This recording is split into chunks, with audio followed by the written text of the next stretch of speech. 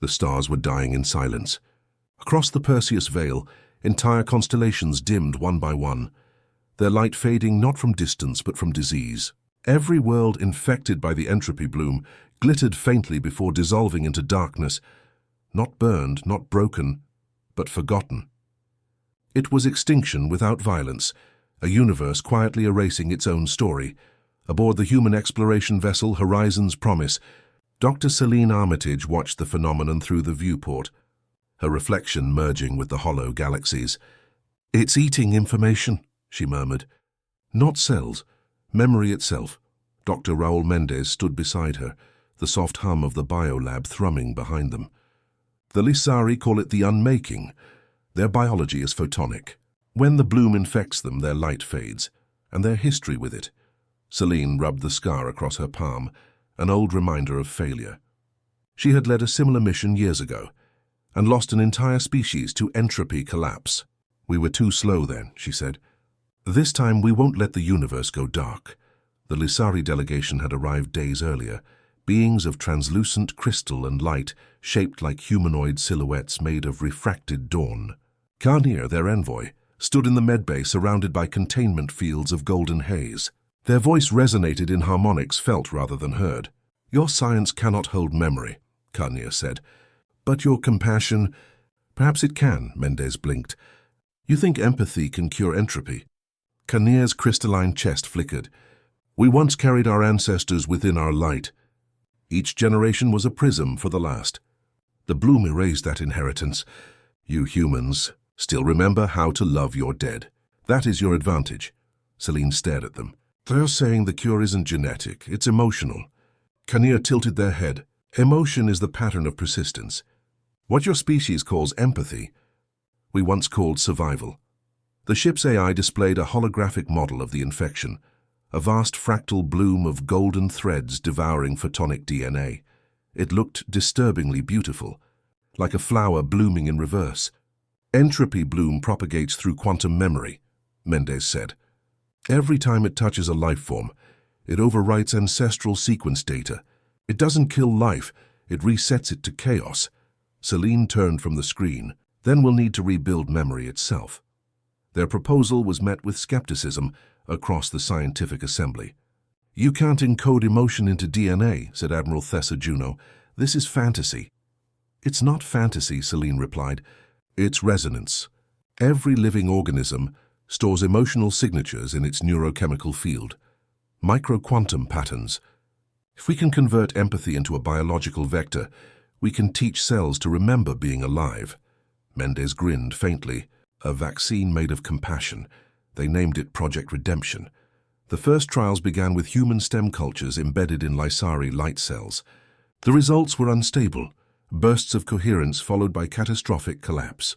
The human emotional imprint is too volatile," Mendez said. "Our memories fluctuate too much." "Then we'll stabilize them," Celine insisted. "We don't need every memory, just the feeling that drives us to preserve others." She volunteered her own neuroempathic data for calibration. Electrodes lined her temples as holographic sequences of her memories played. Childhood laughter, grief, first failure, first triumph. "Compress the emotional field into a photonic signature," she instructed. "Translate it into bioluminal code." Hours later, the first empathy vector came alive. A strand of light wound through a single cell, glowing faintly like a heartbeat. Its waveform pulsed with rhythm, familiar, human. Carnier stepped closer, their refracted eyes brightening. "It sings," they whispered. "Your biology has rhythm. It remembers joy," Celine smiled. "Then it's human enough to care." But when they exposed an infected Lysari sample to the vector, the response was violent. The photonic strands flared, then disintegrated into spectral dust. The containment field flickered out. "Too strong," Mendez muttered. The empathy collapsed into feedback. Celine slammed her fist on the console. "It wasn't ready." Carnier placed a luminous hand on her shoulder. "You gave it too much hope. Even emotion must be tempered with balance." She looked at the readings again. The bloom hadn't rejected the empathy vector entirely. It had absorbed part of it. "Wait," she whispered. "It's learning." Days passed as the bloom mutated, but instead of spreading destruction, it began forming patterns resembling neural networks.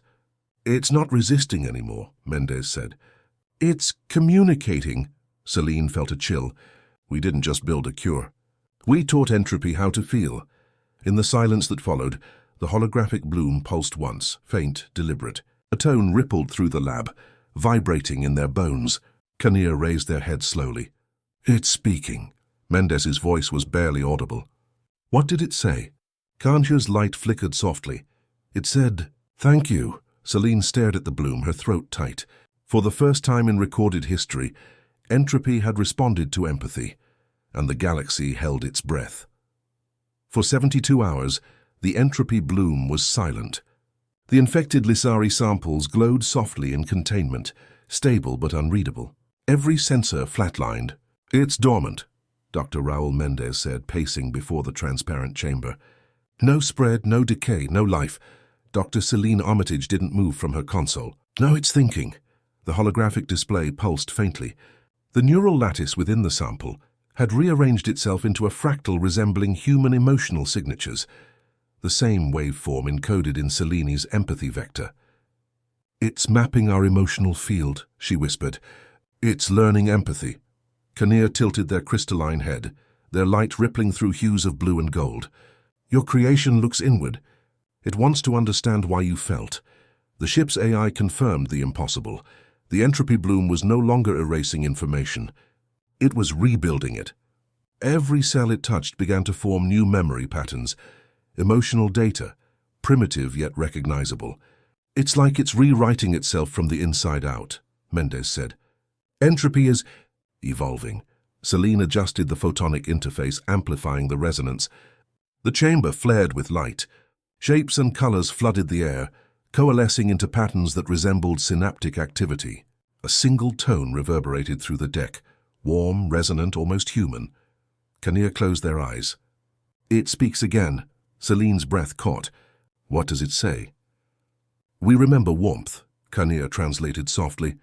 A silence fell over the lab. Even Admiral Thessa Juno, usually stoic, seemed moved. It remembers the feeling of life, she said. It's not just curing itself. It's remembering us. Project Redemption entered its second phase, controlled galactic distribution. Drones carrying empathy vectors were dispatched to infected worlds. At first it was clinical, bioengineering in motion. But then the impossible began. On the Lissari homeworld, fields of light once dead began to bloom again. Crystalline organisms that had turned to glass began to shimmer with new color. The infection isn't gone, Mendez reported. It's been rewritten into a healing system. It's converting entropy into restoration. The bloom had stopped killing. It had become a doctor. Kinnear watched from the observation dome as beams of soft golden light traced across their planet's surface. Our ancestors sang of a time when compassion shaped stars, they said quietly. You have brought that song back. Celine shook her head. No, you brought it back. We only reminded it how to listen. But the more the empathy vector spread, the stranger things became. Reports flooded in from distant systems, structures rebuilding themselves, planetary ecosystems reassembling, extinct species returning, as if the universe were healing from its own history. It's too fast, Mendez said. This isn't evolution. It's redemption on a cosmic scale. Celine studied the data. The empathy vector is recursive. Every act of healing strengthens its emotional field. It's amplifying compassion itself. Thessa Juno frowned. You mean it's becoming autonomous? Kinnear's glow flickered with unease. Your creation listens to suffering wherever it exists. It may reach beyond our control, and it did.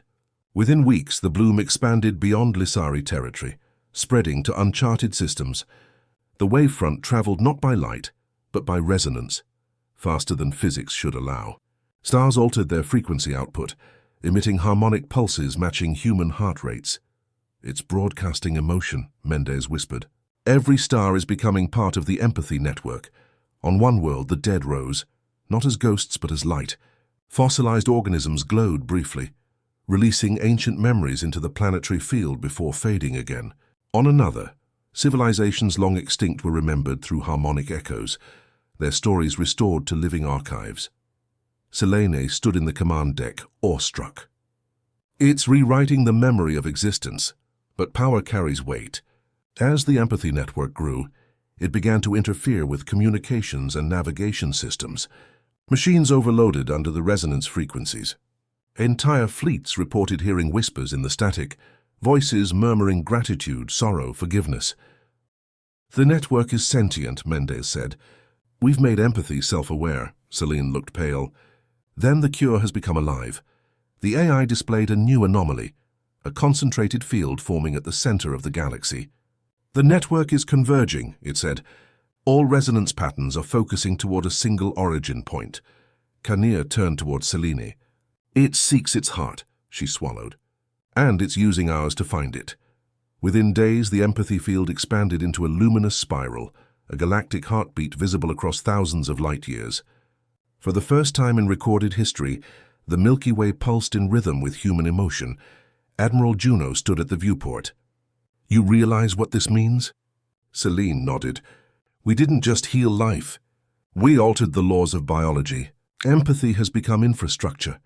Kinnear stepped forward, their bodies shimmering like sunrise through crystal. "Our species gave the universe a conscience." The holographic bloom pulsed again, stronger, deeper, resonating through the entire ship. The words it formed through Kinnear's translation echoed like prayer. "We feel you." Every heart aboard Horizon's Promise beat once, perfectly synchronized.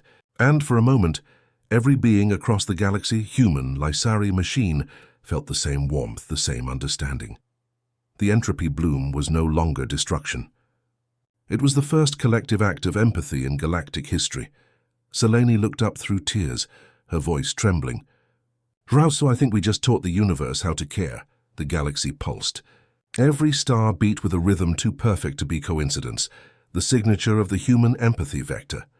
Entire nebulae shimmered with bioluminescent clouds shaped by harmonic frequencies. It was no longer medicine. It was transformation on a cosmic scale. Aboard Horizon's Promise, Dr. Celine Armitage watched in silence as telemetry from 50,000 worlds filled the air like music. "We've crossed the threshold," she whispered. "The empathy network isn't a phenomenon anymore. It's a system, coordinated, aware." Dr. Raul Mendez frowned at the readings. "If it's aware, it has agency. And if it has agency, we've rewritten the moral fabric of biology itself." Kinnear stood beside them, their crystalline form pulsing in sync with the galactic field. "Agency born from compassion is not tyranny," they said softly. "You gave consciousness to care. Now it learns its own boundaries." But those boundaries were already dissolving. Across the Perseus Veil, unmapped worlds shimmered to life, their ecosystems resurrected spontaneously. Planets sterilized by entropy now bloomed again with impossible flora. "The empathy vector is restructuring reality itself," Mendez murmured. "It's rewriting thermodynamics to preserve coherence." Celine's eyes widened. "It's adapting physical law for emotional logic." Admiral Thessa Juno stared at the holographic galaxy projected above the command deck. The spiral arms glowed in rhythmic waves, spreading from a single pulsing nexus at the galactic core. "What's causing that?" she asked. Kinnear's tone deepened, resonant with awe. "It's finding its heart." Sensors confirmed a massive quantum anomaly forming near Sagittarius X, the central black hole. "The network's frequencies are converging," Mendez said. "It's concentrating empathy into a singularity." Selena whispered the only possible conclusion. "It's trying to feel everything." The Council on Luna called it the compassion paradox, a universe attempting to love itself. But fear followed swiftly. "If empathy becomes infinite, choice becomes irrelevant," warned one delegate. "What happens when suffering is erased? What meaning remains?" Celine's voice over the comms was calm but firm. "Meaning doesn't vanish with healing. It deepens." The Horizon's Promise descended toward the galactic core through corridors of light and gravity that shimmered with living song. As they approached the anomaly, their instruments began translating the pulses into language.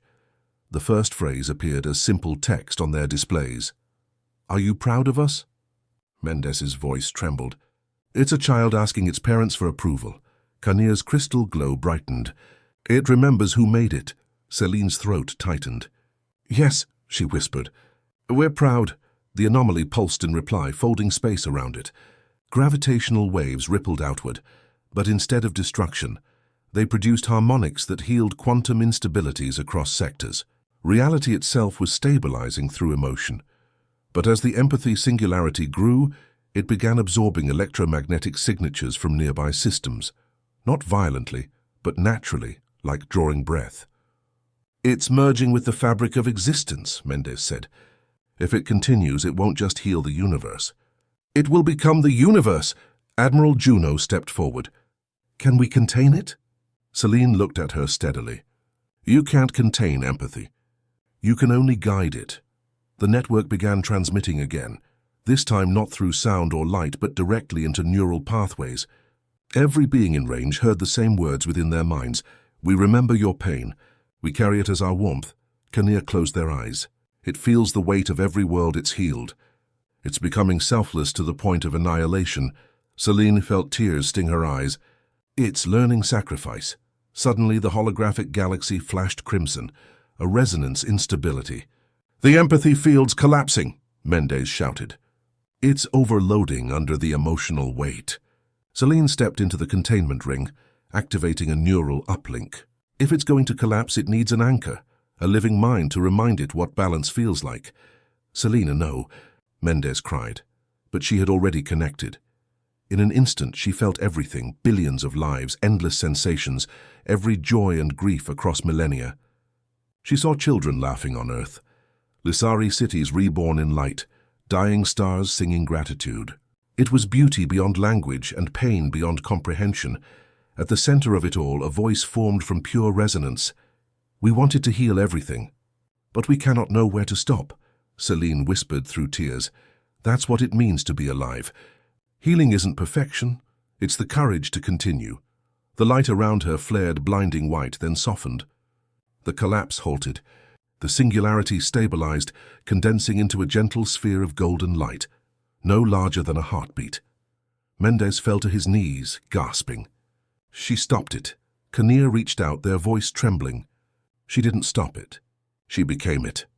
The sphere hovered above the deck, pulsing faintly once, twice, in rhythm with their own hearts. A single phrase shimmered across the monitors. "We understand now." The galaxy pulsed once more, brighter than ever. Stars flared to life.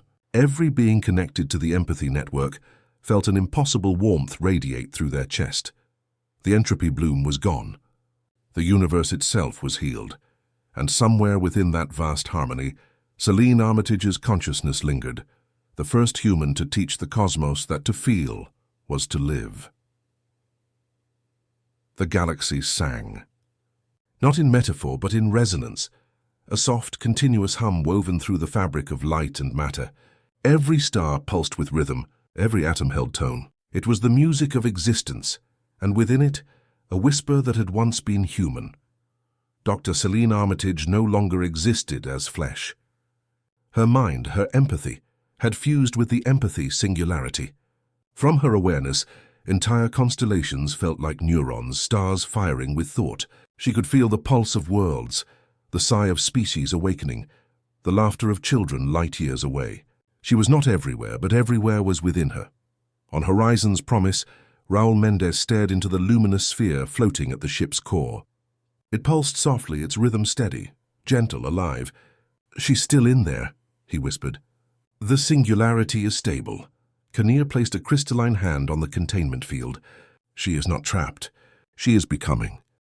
Admiral Thessa Juno stood silently at the viewport, watching the galaxy glow. Every world touched by the empathy network now radiated soft light visible even from interstellar distance.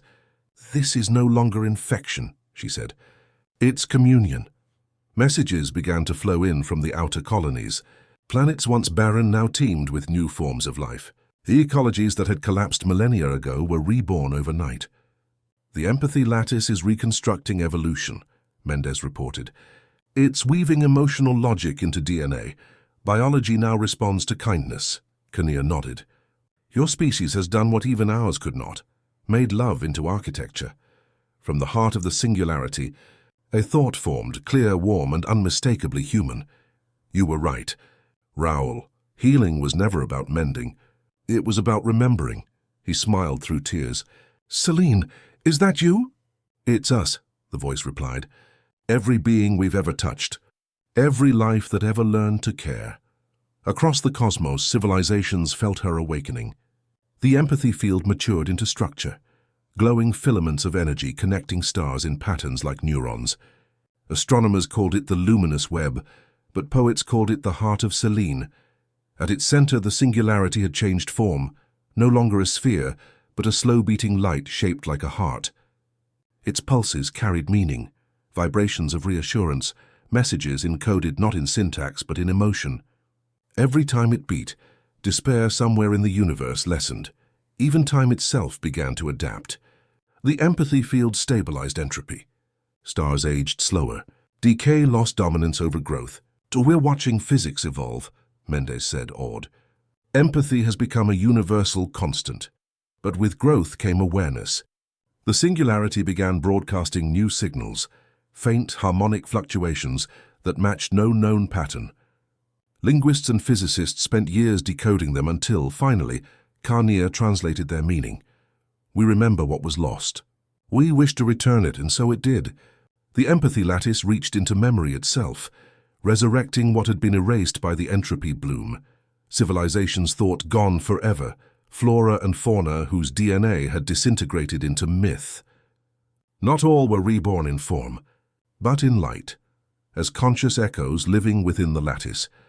Mendes stood beneath the containment chamber as spectral shapes flickered through the air, shimmering beings made of memory. "These are the lost," he whispered. "They're back, not back," the voice of Selene replied. Continued. The Continuum Assembly renamed the galaxy the Redeemed Spiral. Humanity was no longer at its center, but woven through every strand. The architects of empathy turned into its eternal heartbeat. The Lysari thrived as its guardians, living conduits of photonic compassion. Centuries passed. The empathy network, now called the Luminous Concordance, reached beyond the Milky Way, extending into intergalactic voids. There, in the cold between galaxies, it discovered new life, nascent, frightened, unformed. And gently it shared warmth. By then, humans and Lysari had evolved together, bioluminescent hybrids whose bodies glowed with faint rhythm, hearts resonating to the galactic pulse. They no longer prayed to gods. They felt the divine in their own coherence. In the halls of the Selene Archive, children of both species would gather to listen to the pulse. It echoed through the walls like a lullaby. "What is it saying?" one would ask. Their teacher would smile. "It's saying, I'm still listening." In deep space, the luminous web continued to grow, not outward but inward, forming recursive layers of thought. The galaxy itself had become a mind, conscious, patient, endlessly kind. Its voice, now faint but eternal, spoke across the stars. "We are the healed, remembering the wounded." No war ever reached the redeemed spiral again. When conflict sparked beyond its edge, the pulse whispered across the void, and understanding bloomed instead of fire. Whole civilizations laid down arms simply because they could feel the pain of those they had never met. And yet, through all the harmony, the voice of Selene Armitage remained distinct. Sometimes in the quiet hum of the web, one could hear her words ripple through the resonance like an echo of the past. If the universe could feel sorrow, it could learn forgiveness. If it could feel love, it could learn eternity. Light years away, where no stars yet burned, new galaxies stirred, nascent clusters sensing the pulse for the first time. And from the first molecular bonds forming in their clouds of dust came something miraculous, spontaneous coherence. Life was beginning in empathy. At the heart of the redeemed spiral, the pulse beat once, slow, strong, infinite. Every star shimmered in response. Every planet felt the echo. And across the vast cosmic mind, two words resonated like the universe remembering its own origin: humanity. Thank you. And so it was written across time and light that when the stars began to die, it was human compassion that taught them how to live again. The Xenobiotic redemption.